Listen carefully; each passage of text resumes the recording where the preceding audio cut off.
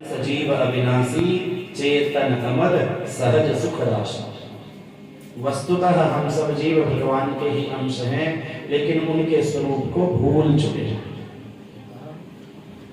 भगवान ने हमें यह जो शरीर दिया है ये उनके भजन करने के लिए, लेकिन जैसे ही हम भगवान से अपने आप को अलग मानते हैं, अभिमान से ग्रसित हो जाते हैं और मैं अमुक हूं, मैं शरीर हूं, मैं ब्राह्मण हूं। जहां मैं का भाव आया वहीं बंधन प्रारंभ है। लेकिन ईश्वर कृपा से, गुरु कृपा से यदि आपको सत्संग की प्राप्ति होती है तो किसी प्रकार से आपके मन में द्वेष, अभिमान, क्रोध इत्यादि जगह नहीं बना पाता। सुखदेव जी महाराज राजा परीक्षित को कहते हैं, हे राजन, कथम विना रोमहर्षम द्रवता चेतसा विना। ध्यान दीजिएगा, कथम विना रोमहर्षम द्रवता चेतसा विना, विना नंदास्तु प्रलया शुद्धेत भक्त्या विनाशरः। कहते हैं कथम विना रोमहर्ष, जब तक भक्ति के उद्रेक में हमारा रोम रोम हर्षित नहीं हो रहा, द्रवीभूत नहीं हो जाता, नेत्रों से अनवरत प्रेमाश्रु की धारा नहीं बहने लगती, तब तक हमारा यह मनुष्य का जो अंतःकरण है, जिसमें अज्ञान रूपी धूल कचरे पड़े हुए हैं, वो धूलित नहीं हो सकते, वो साफ नहीं हो सकते। अंतःकरण का जो मैल है, इसको धोने के लिए तो हमें ईश्वर के प्रति, गुरु के प्रति, महात्माओं के प्रति जो बहाया गया आंसू, यही एक उपाय है।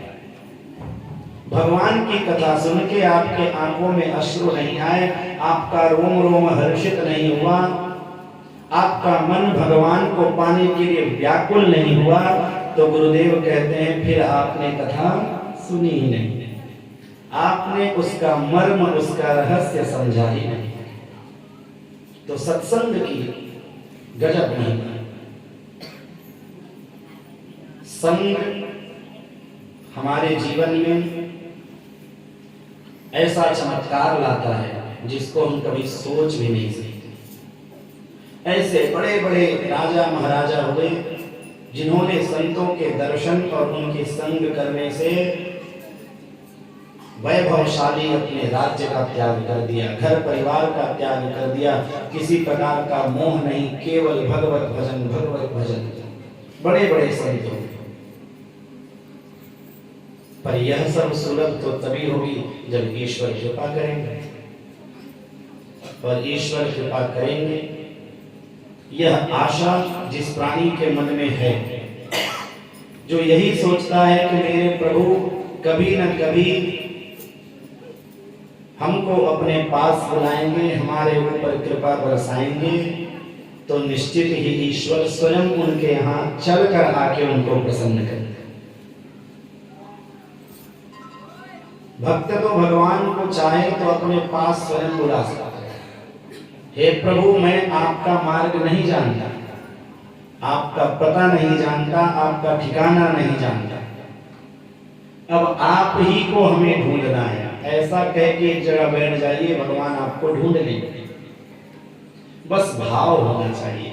तो इस तरह भगवान श्री द्वारिकानाथ आज उद्धव जी को सत्संग की महिमा बता रहे हैं, और सत्संग का प्रभाव आज तक हमारे जीवन में पड़ रहा है, ये आप स्वयं अनुभव कर सकते हैं। जब हम किसी सद्गुरुदेव महाराज के सन्निधि में आते हैं, किसी महात्मा के सन्निधि में आते हैं, नाम जप करने वाले, भगवान के प्रति आस्था रखने वाले भक्तों के सन्निधि में जब हम आते हैं, तो हमारा संपूर्ण जीवन ही बदल जाता है।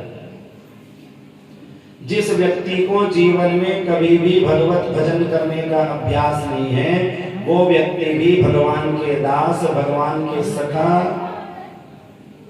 उनका यदि संग कर ले तो उनके संस्कार के कारण उस व्यक्ति के अंदर भी संस्कार हो जाए,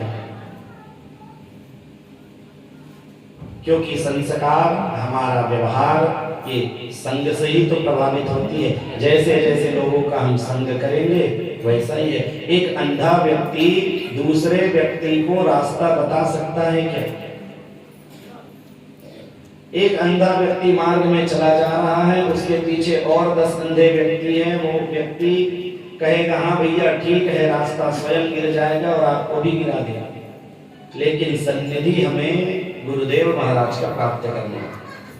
तो इस तरह सत्संग की दिव्य महिमा बताया। उसके बाद हंसोपाख्यान का दिव्य प्रसंग श्रवण कराते हुए भक्ति योग का पुनः यहाँ पर वर्णन करना है।